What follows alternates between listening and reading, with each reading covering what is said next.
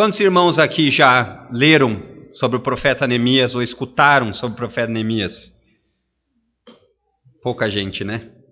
Realmente é um profeta. A história do Antigo Testamento, muitas vezes ela é um pouco deixada de lado por nós, mas, como disse Paulo a Timóteo, toda a Escritura é inspirada por Deus e útil para a instrução, e por isso é importante que nós saibamos de tudo isso, de todas as partes da Escritura. Pois bem, irmãos, o meu objetivo aqui essa noite em tratar com vocês é sobre um tema que eu creio que Neemias vai nos ajudar muito, que é sobre a soberania de Deus versus a responsabilidade do homem. Quando nós pensamos na palavra soberania, eu quero que vocês entendam e pensem que soberania é nada mais, nada menos do que a ideia de uma pessoa poder tomar as decisões que ela quer sem ter que consultar a outros. No Antigo Testamento, que era um tempo em que existiam muitos reis, rainhas, era comum chamarem os reis de meu soberano.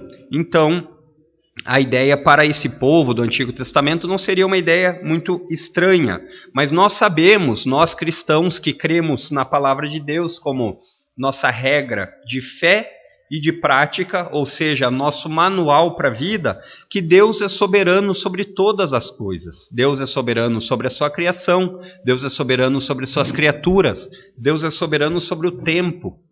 Mas às vezes eu vejo que nós temos dúvidas. O que corresponde à soberania de Deus? Já que Deus é soberano, então eu não preciso fazer nada com a minha vida? Deus faz como Ele quer, quando Ele quer. Então o profeta aqui, Neemias, nos ajudará a entender um pouco mais sobre isso. E eu convido os irmãos a baixarem suas cabeças para orarmos pedindo direção ao nosso Deus. Querido Deus, Pai, assim como Neemias, assim como tantos outros clamaram a Ti, pedindo perdão pelos pecados, pedindo perdão por tantas coisas que já fizemos ou que fazemos e que não Te agradam. Mas nós queremos juntos aqui, com o coração arrependido, Te pedir perdão, com o coração desejoso de Te servir verdadeiramente. Nós queremos Te pedir a Tua ajuda e o Teu auxílio e a Tua direção nesse tempo agora, para que o Teu nome e a Tua palavra sejam exaltados, para que a Tua palavra seja tratada com respeito e colocada no mais alto centro de louvor, que é o que nós tentamos fazer aqui, Pai. Para que Tua palavra cresça e nós diminuamos, para que o Teu ensino prevaleça e as nossas ideias sejam submissas a ela. Em nome de Cristo. Amém. Queridos, eu me vejo, de certa forma, responsabilizado de falar um pouquinho sobre essa época em que Neemias se encontrava, até porque, pela pesquisa rápida que fizemos aqui, a maioria dos irmãos não leu e creio que muitos nem sabiam que existia Neemias na Bíblia.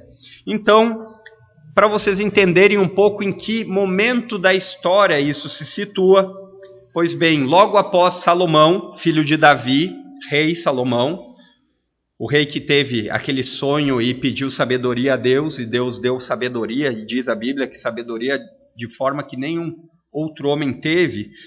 E após esse período, a nação de Israel, que ela era toda formada pelo reinado de Salomão, ela foi dividida em dois grupos, de Judá e de Israel. Um grupo ficou com 10 tribos, vocês devem lembrar que as tribos eram 12 tribos, e o outro grupo ficou com duas tribos.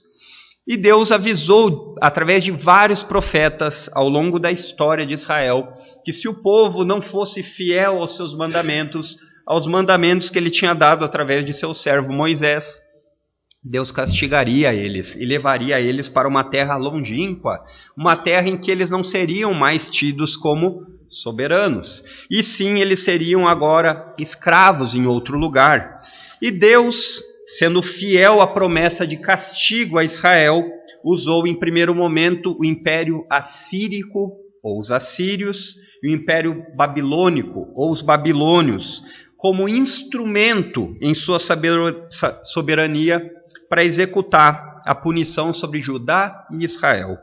Isso começou mais ou menos no ano 722 antes de Cristo, com os assírios exilando 10 tribos daquelas de Israel, ou seja, tirando elas da sua terra, do seu território.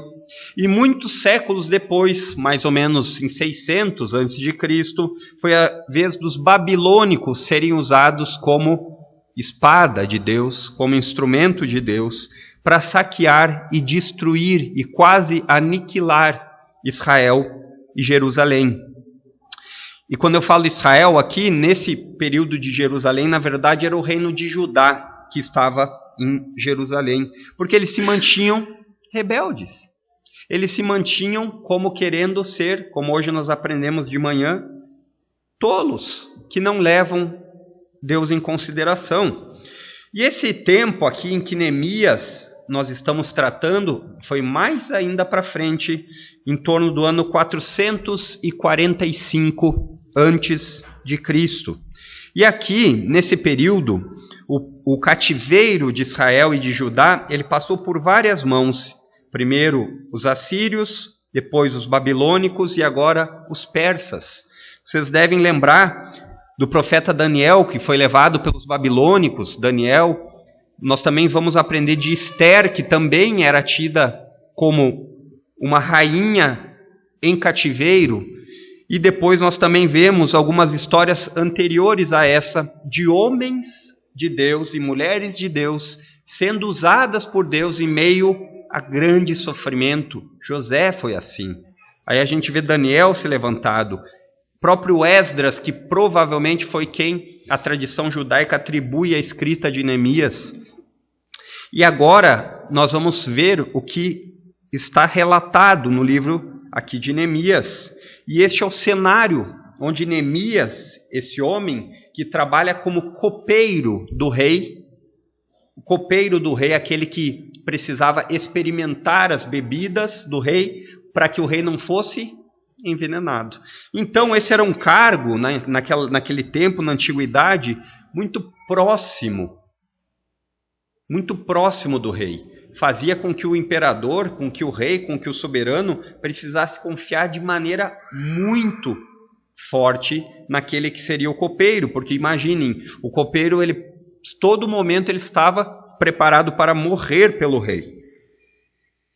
E isso nos traz a ideia de Jerusalém, uma cidade que antes era tida como um império, era tida como intransponível, ou seja, impossível de ser conquistada, muralhas gigantescas, portões fortes de ferro. Agora ela não é nada mais do que cinza e entulho, pedras e destruição. Motivo antes de orgulho para o povo de Israel, motivo antes de vitória para o povo de Israel, agora é motivo de desprezo e escárnio pelos outros. Os muros, tão belos e fortes e sinônimo de prosperidade, agora eram sinônimo de desprezo, destruídos. E o que eu queria tratar com vocês, em primeiro lugar, é que a soberania de Deus, ou seja, o cuidado de Deus com o mundo, não anula a nossa responsabilidade pelas coisas. E nós vamos ver isso no capítulo 1 e em parte do capítulo 2. Se você escutou o que eu falei para deixar sua Bíblia aberta, agora nós vamos começar a leitura, que diz assim: as palavras de Neemias, filho de Acalias. No mês de Quisleu, no ano 20º, estando eu na cidadela de Suzã, veio Anani, um de meus irmãos, com alguns de Judá. Então lhes perguntei pelos judeus que escaparam e que não foram levados para o exílio e acerca de Jerusalém. E disseram-me: os restantes, que não foram levados para o exílio e se acham lá na província, estão em grande miséria e desprezo. Os muros de Jerusalém estão derribados e suas portas queimadas. Então esse era o cenário de Jerusalém naqueles dias de Neemias. E ele escuta isso e ele diz com qual foi a reação que ele teve, verso 4. Tendo eu ouvido essas palavras, assentei-me e chorei. E lamentei por alguns dias e estive jejuando e orando perante o Deus dos céus e disse: ah, Senhor, Deus dos céus, Deus grande e temível, que guardas a aliança e a misericórdia para com aqueles que te amam e guardam os teus mandamentos. Estejam, pois, atentos os teus ouvidos e os teus olhos abertos, para acudires à oração do teu servo, que hoje faço a tua presença, dia e noite pelos filhos de Israel, teus servos.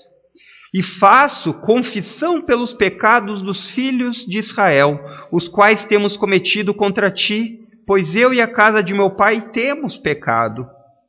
Temos procedido de todo corruptamente contra ti. Não temos guardado os mandamentos, nem os estatutos, nem os juízos que ordenaste a Moisés, teu servo. Lembra-te da palavra que ordenastes a Moisés, teu servo, dizendo: se transgredires, eu vos espalharei entre os povos, mas se vos converterdes a mim e guardardes os meus mandamentos e os cumprirdes, então ainda que os vossos rejeitados estejam pelas extremidades do céu, de lá os ajuntarei e os trarei para o lugar que tenho escolhido, para ali fazer habitar o meu nome.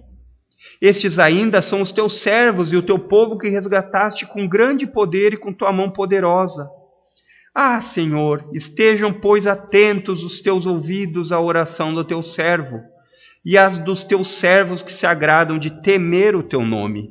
Concede que seja bem-sucedido hoje o teu servo e dá-lhe mercê perante este homem. Neste tempo eu era o copeiro do rei, diz Neemias.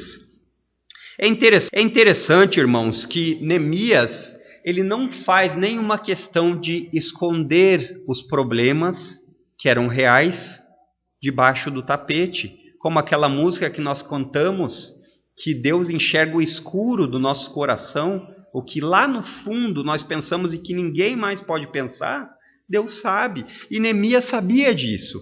Então nós podemos aprender aqui que, em primeiro lugar, Neemias sempre começa com Deus.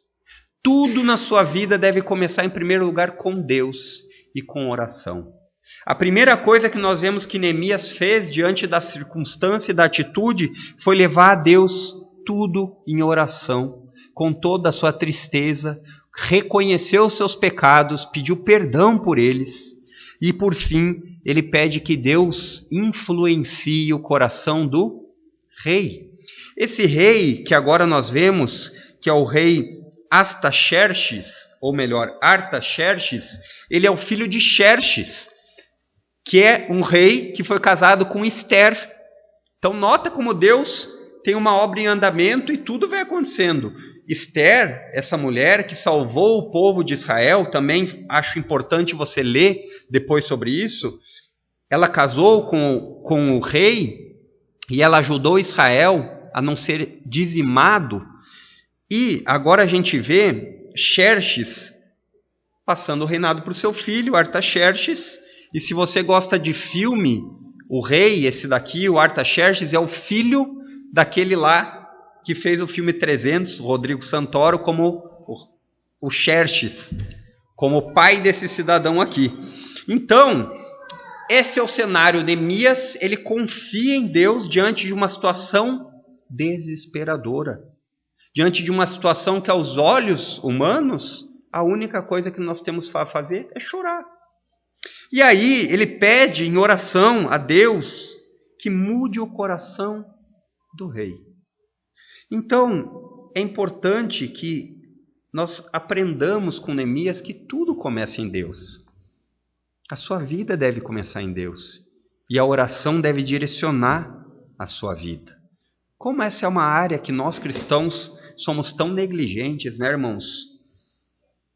Se nós realmente acreditássemos que Deus poderia mudar as coisas, nós oraríamos mais. Nós achamos o nosso país com tantos problemas, mas nós pouco pedimos a Deus que transforme, ou que levante um Neemias, ou que levante qualquer homem temente a Ele e que influencie na política do nosso país. Esta é a parte da oração. Pedir a Deus que mude as coisas. Agora, sabendo que Deus é capaz de fazer, confiar que Deus é capaz de fazer aquilo que você pede. E mais ainda, pedir as coisas de acordo com o que Deus diz na sua palavra que deve ser pedido. E aí a gente vê qual é a atitude de Neemias em relação à responsabilidade dele. Neemias, ele foi até o rei. Ele não apenas orou a Deus, mas ele fez o que precisava da sua parte. Em outras palavras, ele fez o que estava necessário para ele fazer. Tantas vezes as pessoas, os crentes, confundem as coisas em soberania de Deus e dizem, por exemplo, coisas bizarras do tipo assim: eu não farei seguro do meu carro porque Deus guarda o meu carro. É verdade, Deus é soberano sobre todas as coisas, mas é uma irresponsabilidade não fazer o seguro do carro, se você tem condições de fazer. E é mais ou menos isso que Neemias agora vai tratar. Acompanhe comigo no capítulo 2, mas mais propriamente no verso 8, depois que nós vamos ver que Neemias realmente confiava em Deus, mas não deixou de fazer a sua parte. E aí ele diz assim: no mês de Nisan, no ano 20º do rei Artaxerxes, uma vez posto o vinho diante dele, eu o tomei para oferecer e lhe o dei. Eu tomei porque ele tinha que tomar, essa era a tarefa do copeiro. Primeiro eu vou tomar, ver se não tem veneno, se não é envenenado, e depois que eu tomar o rei pode beber. Eu nunca antes estivera triste diante dele, diante do rei. E o rei me disse: por que está triste o teu rosto, se não estás doente? Tem de ser tristeza do coração. Então temi sobremaneira e respondi: viva o rei para sempre. Eu fico pensando a situação de Neemias, sabendo de um rei que era implacável, um rei que tinha dizimado os outros impérios ao fio da espada. E ele se dirigindo ao rei para pedir um favor, para pedir que Deus fosse generoso para com ele, para ele voltar a construir Israel. E vejam bem, a ótica de um reinado era que se você está com um império com os muros construídos, é muito provável que você possa novamente fazer oposição. Você pode novamente se tornar uma nação forte e causar problemas para o império. Então ele deve ter pensado isso, e ele respondeu: viva o rei para sempre. Como não estaria triste o meu rosto, se a cidade onde estão os sepulcros de meus pais, ou onde estão meus familiares enterrados, está assolada e tem as portas consumidas pelo fogo? Então ele contou a situação. Ele disse: olha, como é que eu não vou estar triste? Todas as pessoas, tudo aquilo que representa algo para mim, a história do meu povo, está nas cinzas, é entulho, não vale de nada. E o rei disse: que me pedes agora? Então orei ao Deus dos céus, diz Neemias, e disse ao rei: se é do agrado do rei, e se teu servo acha mercê em tua presença, peço-te que me envies a Judá, a cidade dos sepulcros de meus pais, para que eu a reedifique. Então o rei, estando a rainha sentada junto dele, me disse: quanto durará o tempo que tu vai ficar lá? Quanto tempo a tua ausência vai durar? Quando vai voltar? Aprove ao rei enviar-me e marquei certo prazo. Então é interessante que o rei foi favorável a uma coisa que era contrária ao que um rei com sabedoria e com estratégia de guerra faria. Neemias não teve o entendimento errado de um cristão que diz: Deus é soberano e se ele quiser, ele vai fazer o rei vir falar comigo. Sim, se ele quiser, ele faz o rei vir falar comigo. Mas o que está à minha frente para fazer? Amanhã eu tenho que trabalhar cedo, eu trabalharei. Porque é assim que Deus diz para mim fazer, não ficar sentado em casa esperando as coisas caírem do céu. Então muitas pessoas acham que servir a Deus é sinônimo de fartura, de falta de problemas. É sinônimo de não ter que fazer nada na sua vida, de não ter que ser responsável. As crianças, os adolescentes, os jovens, de não ter que estudar para a prova. Se Deus quiser, a prova vai estar fácil. Não é assim que trabalha a Bíblia em relação à soberania de Deus. E no verso 8, ele diz assim, no verso 8 ele ainda diz assim, no capítulo 2, no verso 8, ou melhor, no verso 7, ainda disse ao rei. Então ele disse o seguinte: olha, eu quero construir essa casa, esse novamente Jerusalém, mas eu ainda preciso de umas condições aqui para poder fazer. Se parecer bem ao rei, dá uma carta para os governantes da além do Eufrates para que me permitam passar e entrar em Judá. O império é dominado, tem guardas em todos os locais protegendo as grandes entradas. Então, se ele simplesmente chega lá dizendo, eu sou enviado do rei, não adianta nada. Vai ser, mas a soberania de Deus não ia proteger ele? Mas Deus dá condições normais e ordinárias do homem trabalhar. Não é só em atos sobrenaturais que Deus age. Muitas vezes nós queremos colocar as coisas de Deus apenas em coisas que não podem ser explicadas como milagres, mas coisas tão corriqueiras e comuns como médicos sendo usados para fazer remédios, ou então como pessoas sendo utilizadas para serem professores. Isso tudo é graça e favor de Deus. Então ele diz o seguinte, me dá uma carta para que eu chegue lá e apresente, eu posso passar aqui. E ele ainda diz assim, como também carta para Asaf. Asaf é o guarda das matas do rei, para que ele me dê madeira para as vigas das portas da cidadela do templo, para os muros da cidade e para a casa em que deverei alojar-me. E o rei me deu, porque a boa mão de Deus era comigo. Aqui, Neemias nos traz claramente a ideia da soberania de Deus e da responsabilidade do homem equilibradas. Tudo começa com Deus, sim, e eu farei o que meu Deus tem me instruído na sua palavra.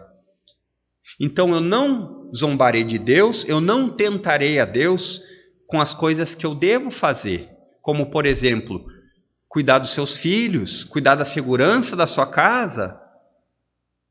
Isso é não tentar a Deus e não confundir a soberania de Deus. Neemias sabia de todo o ocorrido em Jerusalém. Ele sabia da destruição. Ele sabia quem era o único que era capaz de socorrê-lo, que era Deus. E é assim que ele começa. E a segunda coisa que nós vemos nesse texto é que a soberania de Deus, em segundo lugar, a soberania de Deus, ela não anula a nossa vigilância. Pois bem, Neemias tinha autorização do imperador, do rei. Neemias tinha também as cartas para chegar lá para o cara que guardava a floresta. Olha, me dá a madeira que eu preciso para construir. Para o guarda, olha, eu tenho passagem livre aqui. E também tinha o principal, a bênção de Deus. Mas isso não impediu coisas ruins de acontecerem. Olhem no verso 11 agora, que vai nos descrever do 11 até o final, que muitas coisas não estavam lá grandes maravilhas. Muitas pessoas não estavam contentes com Neemias voltando a reconstruir Jerusalém. Neemias diz assim, verso 11, cheguei a Jerusalém, onde fiquei por 3 dias. Então, à noite, me levantei e uns poucos homens comigo. Não declarei a ninguém o que meu Deus me pusera no coração para que eu fizesse em Jerusalém. Não havia comigo animal algum, senão o que eu montava. De noite saí pela porta do vale, para o lado da fonte do dragão e para a porta do monturo. E contemplei os muros de Jerusalém que estavam destruídos, cujas portas tinham sido consumidas pelo fogo. Passei a porta da fonte e ao açude do rei, mas não havia lugar por onde passasse o animal que eu montava. Subi à noite pelo ribeiro e contemplei ainda os muros. Voltei, entrei pela porta do vale e tornei para casa. Não sabiam os magistrados aonde eu fora nem o que eu fazia, pois até aqui eu não havia declarado coisa alguma, nem aos judeus, nem aos sacerdotes, nem aos nobres, nem aos magistrados, nem aos mais que faziam a obra. Então lhes disse: estais vendo a miséria que estamos? Jerusalém destruída, suas portas queimadas. Vinde, pois, reedifiquemos os muros de Jerusalém e deixamos de ser vergonha. E lhes declarei como a boa mão do meu Deus estivera comigo, e também as palavras que o rei me falaram. Então disseram: disponhamo-nos e edifiquemos, e fortaleceram as mãos para toda a boa obra. Até aqui, beleza. Neemias voltou, deu uma olhada, tentou passar com o cavalo, mas não conseguiu. Na outra versão, na transformadora, eu acho que ela traz a ideia um pouco mais, não conseguiu porque estava cheio de entulho.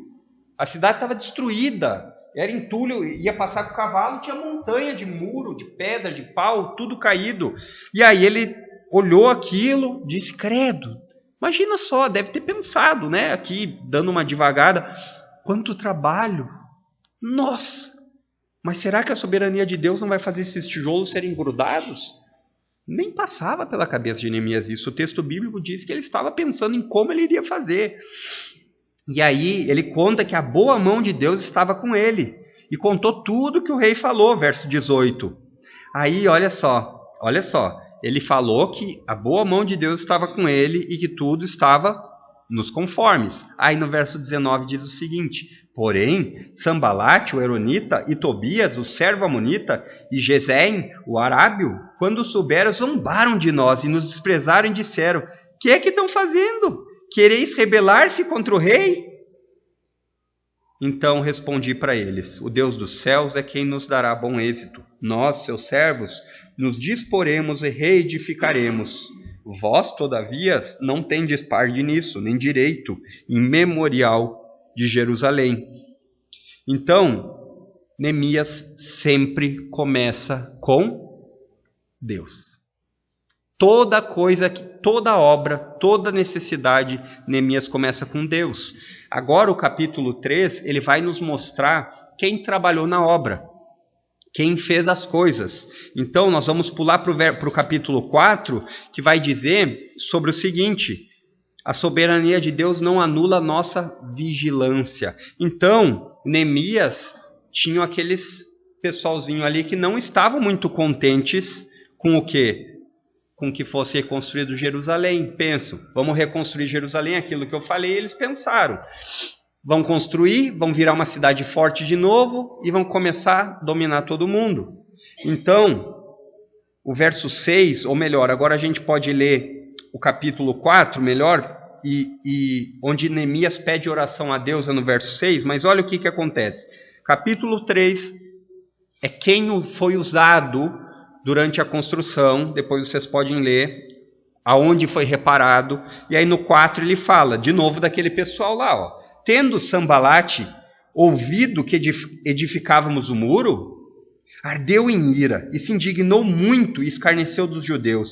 Então falou na presença de seus irmãos e do exército de Samaria e disse: o que estão fazendo esses fracos judeus?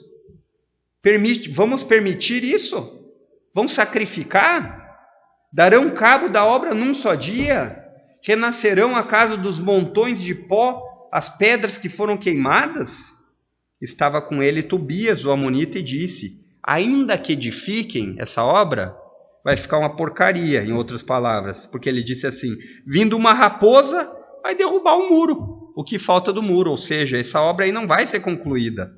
Então, Neemias novamente começa com Deus. E talvez aqui no verso 4, a dependência de Neemias talvez é a maior expressão de uma pessoa, talvez na Bíblia, em oração, de dependência a Deus. Olha o que ele diz: ouve, ó nosso Deus, pois estamos sendo desprezados.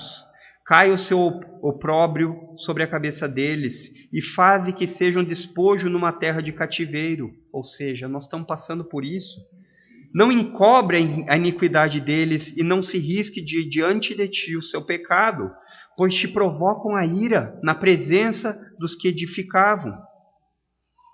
Aí agora, pulem para o 9, que ele vai dizer assim: porém, nós oramos ao nosso Deus e como proteção pusemos guarda contra eles de dia e de noite. Tudo em Neemias começa com Deus. Tudo em Neemias começa confiando em Deus. Então, em primeiro lugar, ele acreditava na soberania de Deus. Mas, em segundo lugar, ele não desistiu da vigilância. Olha o verso 9, ele diz assim: porém, nós oramos ao nosso Deus. E como proteção, colocamos guardas contra eles dia e noite. E aí, ele continua dizendo, nos versos 15... Não, vamos ler um pouquinho antes para que a gente possa pegar o todo. Então, no verso 10, ele diz assim: então disse Judá: já desfaleceram as forças dos carregadores e os escombros são muitos. de maneira que não podemos edificar o muro. Disseram, porém, os nossos inimigos: nada saberão disso, nem verão, até que entremos no meio deles e os matemos, assim faremos cessar a obra. Então, a ideia deles é: eles estão podres de cansado, eles não vão dar conta. Vamos de fininho lá, vamos destruir tudo e vamos acabar com essa ideia deles. E aí no verso 12 nos diz: quando os judeus que habitavam na vizinhança deles 10 vezes nos disseram: de todos os lugares onde moram subirão contra nós. Então pus o povo por famílias nos lugares baixos e abertos, por detrás do muro, com as suas espadas e as suas lanças e os seus arcos.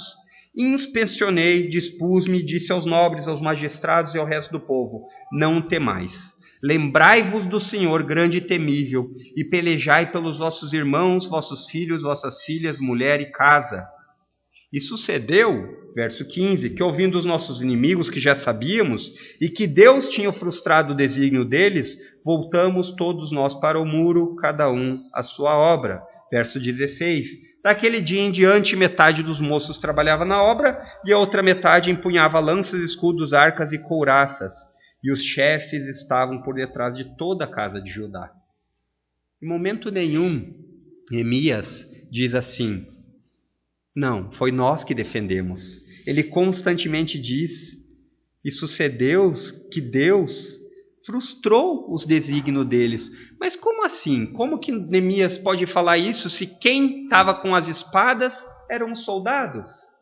Porque Neemias não tinha problema em saber da soberania de Deus e da responsabilidade do homem. Eles fizeram o que deveria ser feito. Eles empunharam as espadas e fizeram o que precisava dentro da sua responsabilidade. A vigilância que eles tiveram, diz aqui o texto bíblico, que a partir daquele dia eles assentavam o tijolo com uma mão e a espada com a outra. Mas Deus não era por eles? Era. Mas eles sabiam que eles tinham responsabilidades. E nós vemos Neemias constantemente orando a Deus, pedindo proteção a Deus. E a dependência dele fica evidente nessas orações. E em terceiro e último lugar, queridos, que eu queria tratar com vocês é que a soberania de Deus, o poder de Deus de controlar todas as coisas, não anula a nossa persistência. Vejam o verso 15, que diz assim: e sucedeu que, ouvindo os nossos inimigos, que já o sabíamos, e que Deus tinha frustrado o desígnio deles, voltamos todos nós ao muro, cada um à sua obra. Verso 16, daquele dia em diante, metade dos meus moços trabalhava na obra, e a outra metade ficava com lanças, escudos, arcos e couraças. E os chefes estavam por detrás de toda a casa de Judá. E aí ele continua contando no verso 16, os carregadores, que por si mesmo tomavam as cargas, cada um com uma das mãos fazia a obra e com a outra segurava a arma. Os edificadores, cada um trazia sua espada à cinta, e assim edificavam.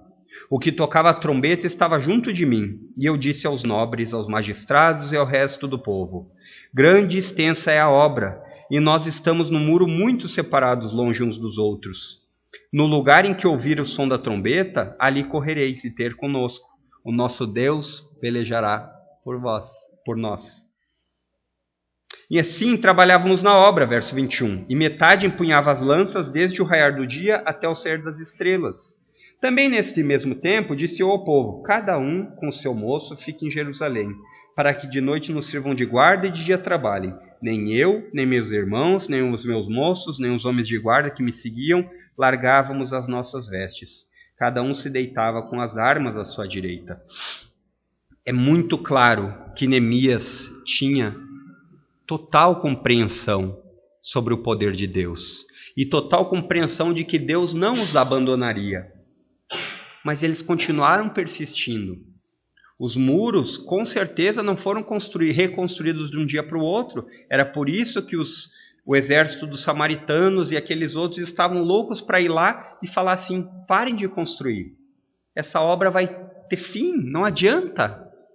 E, no entanto, Neemias perseverou. Sabendo da soberania de Deus, ele não largou ao acaso. ele continuou a obra que durou muito tempo. E assim, queridos, não é diferente de nós. Trazendo uma aplicação muito prática para as nossas vidas, vão ter muitos problemas que vão continuar batendo as portas dos crentes. Vão ter muitas dificuldades que vão continuar batendo as portas dos crentes. Várias coisas aqui poderiam ser tiradas de ensino, como começando Neemias, um servo fiel a Deus, ele não tinha problema em respeitar o seu chefe de trabalho. E o chefe era ímpio. José, mesma coisa com o faraó. Esther, a mesma coisa com o seu marido. O que nós podemos aprender aqui é sim, Deus tem um plano na vida de cada um dos seus servos. E muitas vezes esse plano não está incluído você se tornar rei. Muitas vezes nesse plano não está incluído você se tornar um grande, famoso pregador. Talvez nesse plano não esteja incluído você ser o melhor naquilo que você faz. Mas todos nós devemos ter perseverança na obra de Deus. Isso que eu estou falando, meus irmãos, não entendam errado como sendo um convite à mesmice, um convite a você permanecer como você está sem querer se aprimorar no que você faz. Não, pelo contrário, faça como Neemias, confie na soberania de Deus, comece com Deus, mas se esforce com aquilo que está ao seu alcance. Você que trabalha talvez com vendas, falava com o irmão Marcos, ele se aprimorou, ele fez um curso. O curso é importante? Claro, mas desde que comece com Deus. O problema da nossa época é que tudo começa com o homem.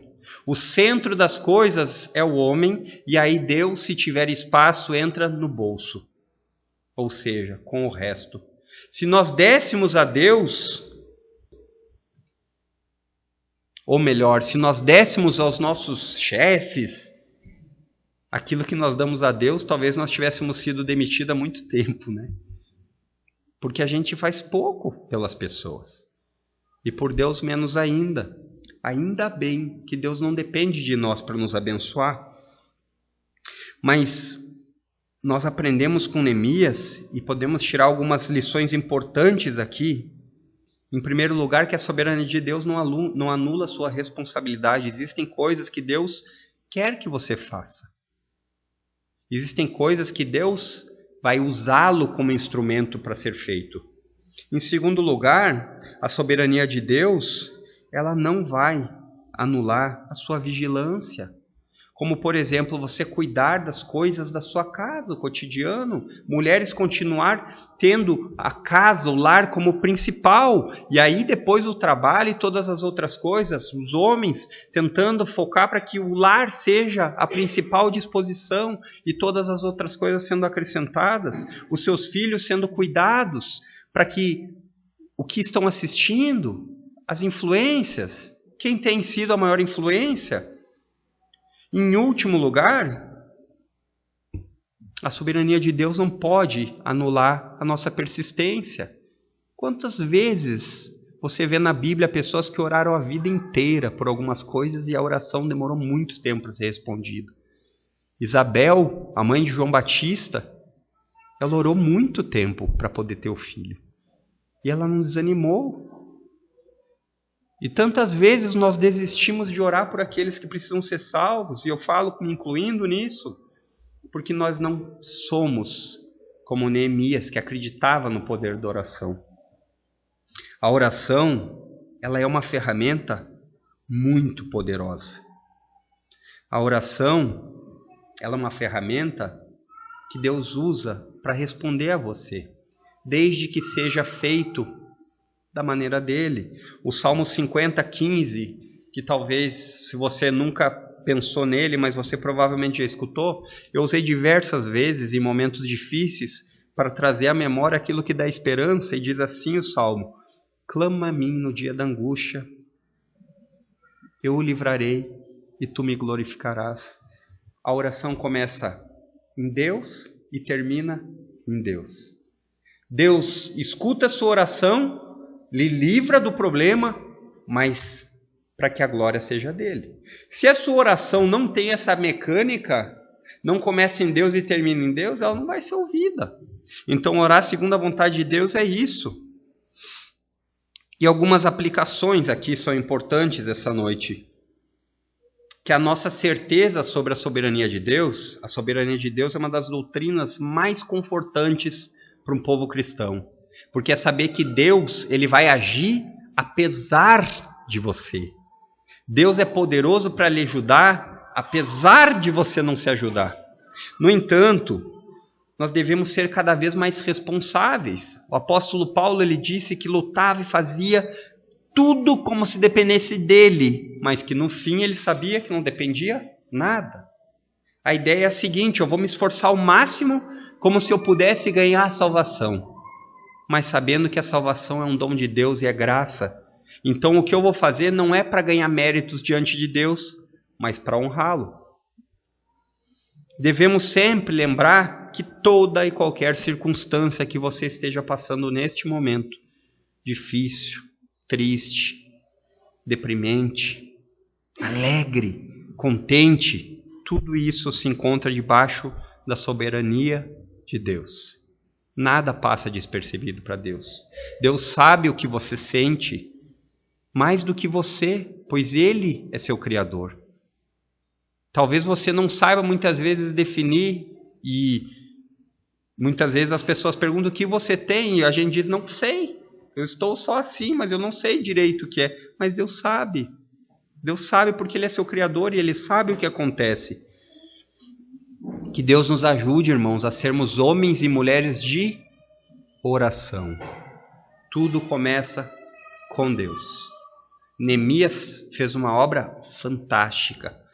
De um ponto de estratégia militar ou de psicologia humana, diriam que ele foi perfeito. Mas Neemias sabia que tudo começava com Deus. E ele nada mais foi do que um instrumento nas mãos de Deus. Ele foi o prego, mas Deus é que é o martelo. E lembre-se, o mundo é feito de crentes normais. Nós somos normais. E as coisas extraordinárias acontecem, mas elas são minoria.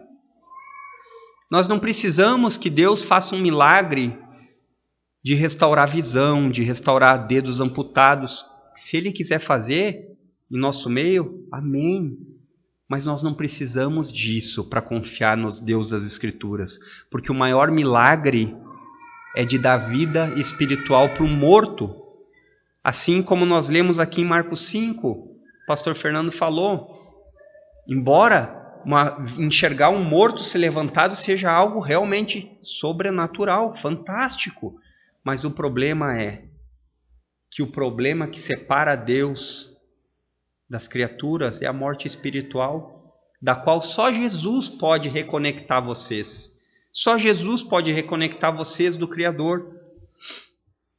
Servir a Deus em um trabalho simples, servir a Deus em sua vida cotidiana. Talvez você não seja esse instrumento chamado como foram tantos homens. Jonathan Edwards, não digo para você não desejar isso, irmãos. Deseje ser um homem muito usado, uma mulher muito usada por Deus. Mas se contente com o que Deus tem para você neste momento. Crentes pegam um ônibus. Crentes têm problemas no trabalho. Crentes têm problemas em casa. Mas eles sabem que tudo começa com Deus. E como hoje nós vimos no Salmo 1, que um dia isso vai terminar. Acreditar em Deus não nos livra dos problemas e dificuldades. Nós vimos Neemias. Ele tinha um problemão que tinha que falar com o rei. Depois tinha um bando de incomodador querendo destruir a obra. Mas a certeza de confiar em Deus é a garantia de que Ele nos cuida. Não importa a circunstância. Deus cuida dos seus filhos como um pai amoroso. Talvez você e eu não sejamos chamados a sermos missionários que despertarão milhões de pessoas na África, ou na internet, ou onde quer que seja. Mas sejam crentes verdadeiros, não crentes de domingo apenas. Isso é fácil.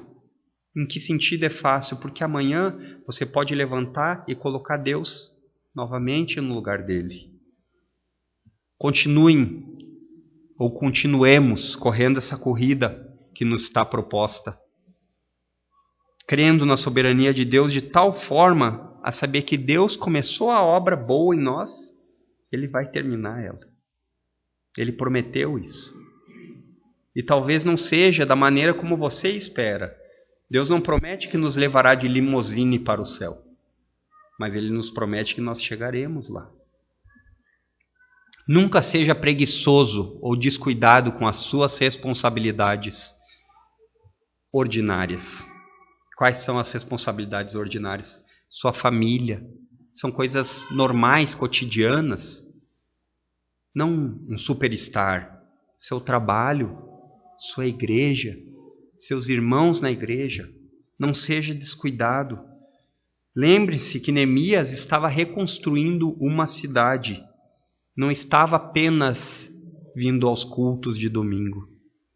A obra de Neemias era uma obra completa de vida. Ele vivia para Deus. Ele não apenas era um crente domingueiro, que saía da igreja no domingo e já voltava ao velho estilo de vida mundano. Ele sempre fez Neemias, levando Deus em consideração e o colocando em primeiro lugar. Tudo começa com Deus, sempre, irmãos. Amém? Vamos orar então.